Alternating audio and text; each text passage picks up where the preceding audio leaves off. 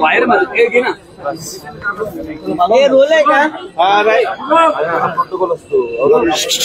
थांबा रे मागे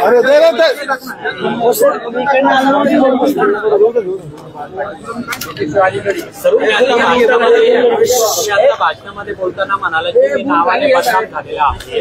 असं नेमकं काय वाटलं तुम्हाला की तुमचं नाव संजय शिरसाट आहे आणि तुम्ही बदनाम झालेला आहे? काय संदर्भात? असं नसतं.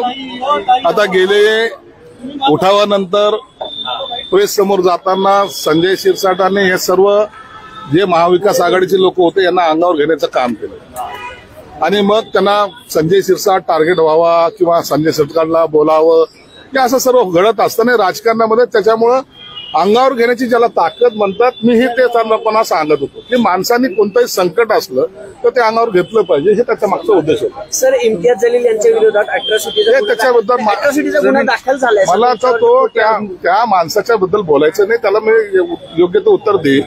असे आरोप करणारे जास्त काळ टिकत नसतात. सर एमआयडीसीचा विषय असेल किंवा मग तुमच्या हॉटेलच्या संदर्भातला विषय कोणताही विषय असेल त्यांनी टार्गेट केलं जाते हे महायुतीकडनं. अहो यांचे बोलवते धनी कोण आहे ते तुम्ही सर्वांना माहिती आहे. सगळं जग जाणून आहे का करतायत काय दुश्मनी आहे कशामुळे होतंय याच्या मागं कोण आहे ते सर्व झारीतले शुक्राचार्य मला माहित आहेत.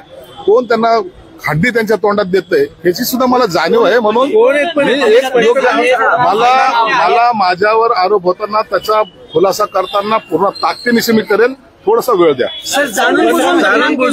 सोडा काय करायचं दुसरं काही.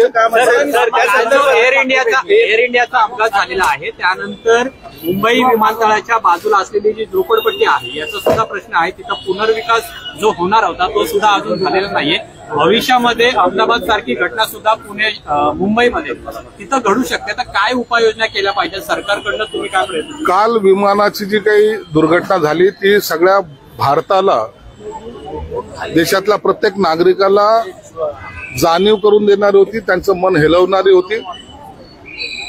आज जर तुम्ही पाहिलं फेसबुक असेल इतर ठिकाणी असेल लहान मुलं असेल कुटुंब असेल त्यामध्ये गेलेलं आहे आणि याची काळजी दक्षता घेण्यासाठी सगळं आता झाली ती चूक झाली कशी झाली कुणामुळे झाली तो भाग वेगळा चौकशीचा असेल. परंतु सर्वजण आता अलर्ट मोडवर आलेले आहेत.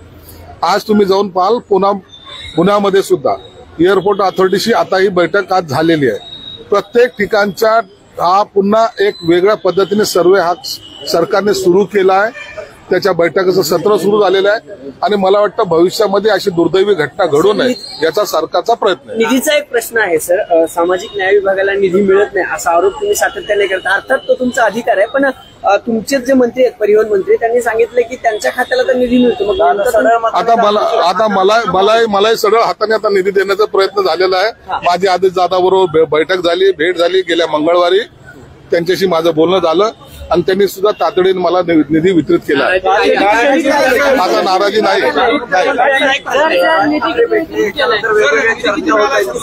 लोकांना काही ठाकरेंना एकत्रित पाहायचं नाहीये का सत्तेतल्या लोकांना असा प्रश्न निर्माण. कारण उद्धव ठाकरे आणि राज ठाकरे एकत्र येतील असं बोललं जात असताना मुख्यमंत्री आम्ही सर्वात प्रथम त्यांना शुभेच्छा दिलेल्या आहेत.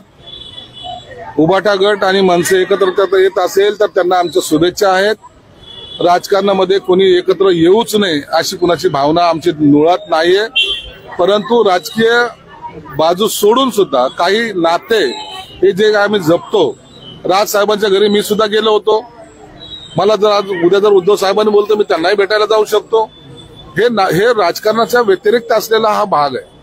म्हणून राज साहेब सुद्धा मुख्यमंत्री देवेंद्र फडणवीस साहेबांशी सुद्धा भेटतात. एकनाथ शिंदे साहेबांशी सुद्धा भेटतात. त्याचा अर्थ तुम्ही आता असं लावून घेऊ नका की उद्धव साहेबांची बोलणं झालं की संजय शिरसाट पळाला असं त्याला अर्थ लावू नका. मी राजकारणामध्ये सर्व आता अजितदादा शरद पवार भेटत नाहीत का? भेटतात. त्याचा अर्थ काय होतो? म्हणून हे भेट जी झालेली त्यांची निश्चित त्याच्यामध्ये काही राजकीय चर्चा होतात परंतु ते सांगण्याचा अधिकार फक्त त्यांना प्राप्त होतो. साहेब आदित्य ठाकरेंचा वाढदिवस आहे आज. आदित्य ठाकरेंचा वाढदिवस आहे काय शुभेच्छा द्याल? आदित्य ठाकरेंचा वाढदिवस आहे त्यांना शुभेच्छा. पोरांनी चांगलं राहावं चांगलं वागावं चांगलं बोलावं आणि लवकर लग्न करावं. वडिलांना सुद्धा त्रास होता कामा नये याची काळजी घ्यावी. त्यांना फार फार शुभेच्छा. भविष्यामध्ये आणखी मोठा नेता ते व्हावेत. बाहेर मध्ये घे ना हे रोल आहे का? अरे थांबा रे. मागे हो सर, तुम्ही इकडनं आलो.